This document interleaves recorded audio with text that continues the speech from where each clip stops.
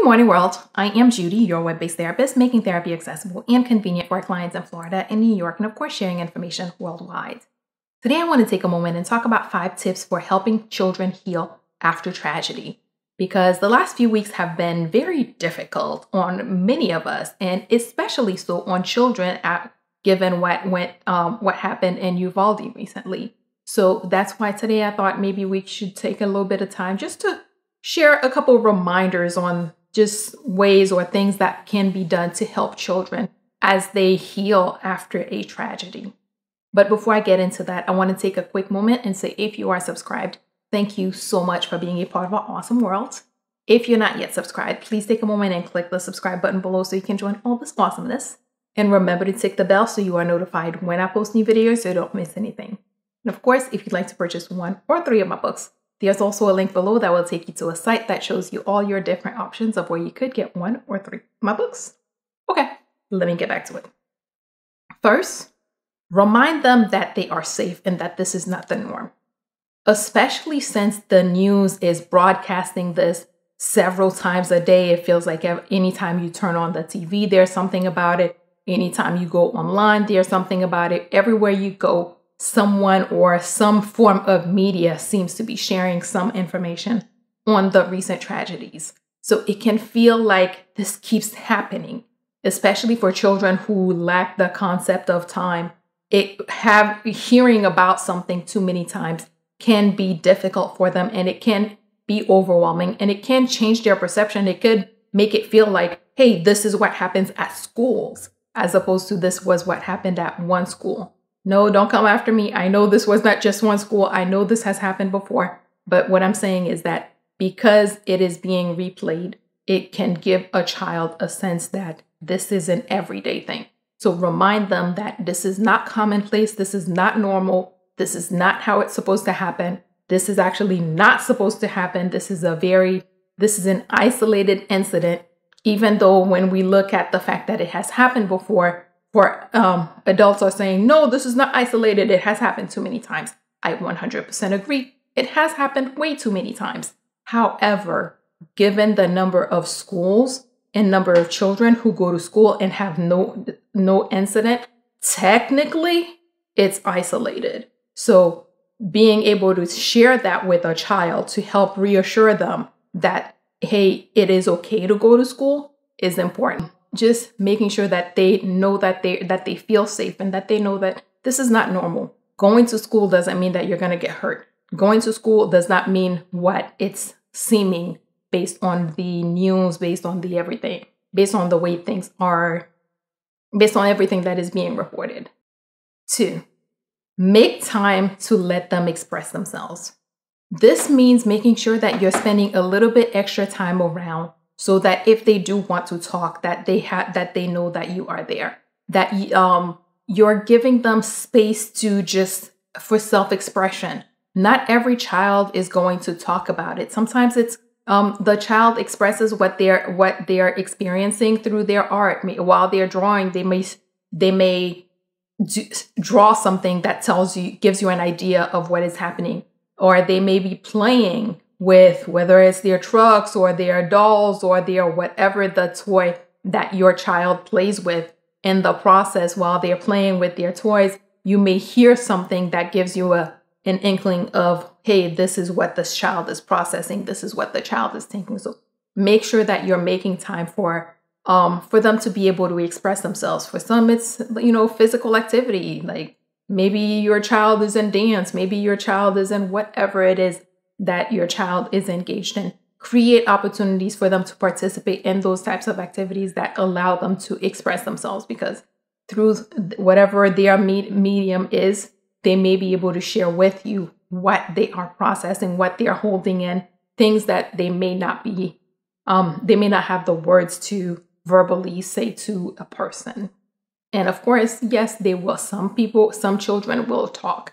And that's why it's important to create those opportunities for them to speak, meaning that you're setting aside a few minutes to hang out with them and ask them random questions. You're not going to tell them, hey, this happened and this, what do you think of it? But just kind of get in there and gauge what they may know, gauge where they are, gauge what questions that they may have. And if they do share information, you can ask them, hey, what are your thoughts on that? Do you have any questions? Those types of things, but let the child, of course, let the child lead the conversation. 3, pay attention to and address their reactions. Because sometimes as a child is processing certain things, they may be responding differently. What we think anxiety looks like based on our adult understanding does not necessarily mean the same thing, is not necessarily going to be reflected the same way in a child.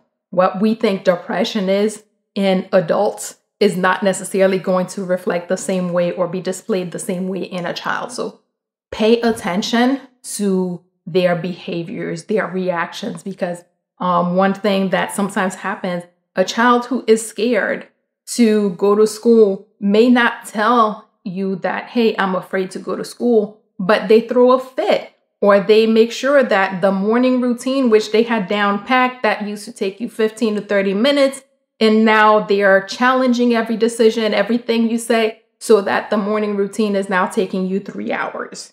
Those little things are responses. Those little things are reactions. So definitely pay attention to your child's responses. Pay attention to your child's behaviors, or more specifically, changes in your child's behavior.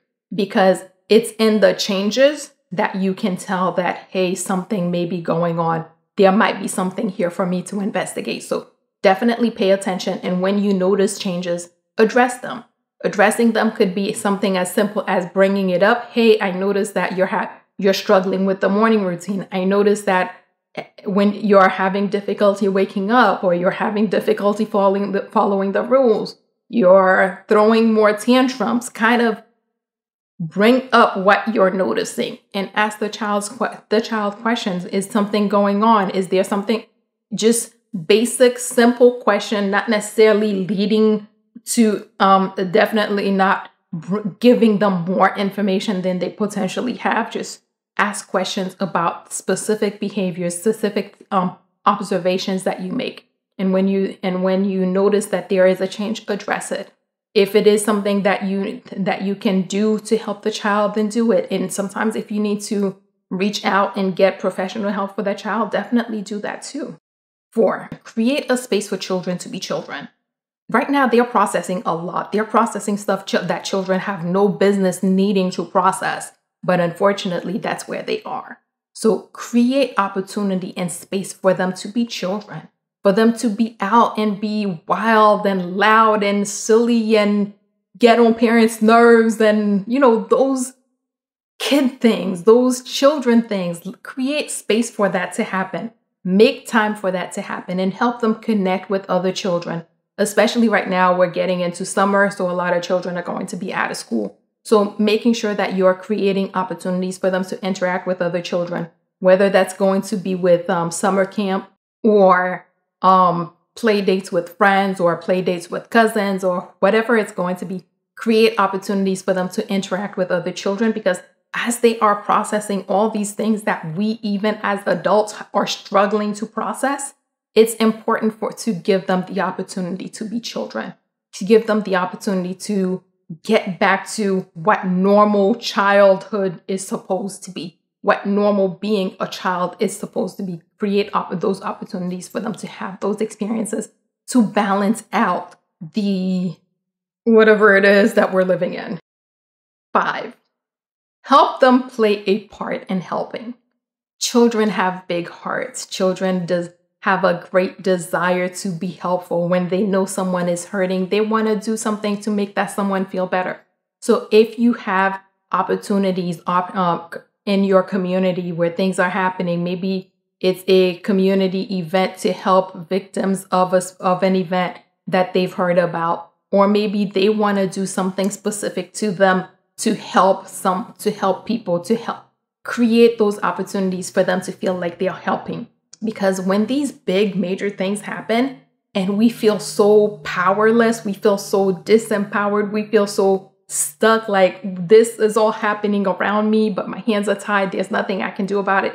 even as adults, that can be so frustrating for us.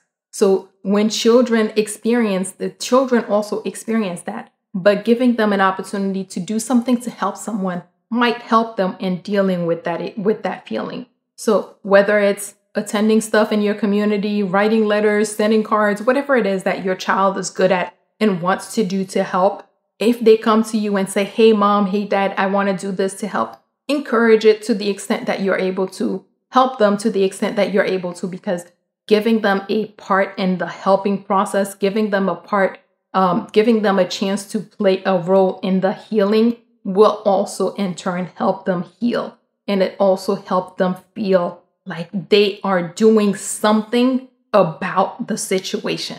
So it can be very empowering for them. So when you get a chance, when the opportunity presents, find ways to help them play a role in helping with the healing process. Okay, let's do this quick recap. 1, remind them that they are safe and that this is not the norm. This is not how it's supposed to be. This is an anomaly. This is not how it works. This is not how it is. 2, make time to let them express themselves. Whether it is time that you're hanging out with them where they might get a chance to talk to you, or time where they're doing their little things and you're just on the side paying attention and hearing and giving them an opportunity to share whatever it is that they may be processing or that they may not even know how to deal with. 3, pay attention to and address their reactions. Children don't always verbalize directly, hey, something is wrong with me, but a lot of times their behaviors, changes in their behaviors can tell you that they're struggling with something or that something is wrong with them.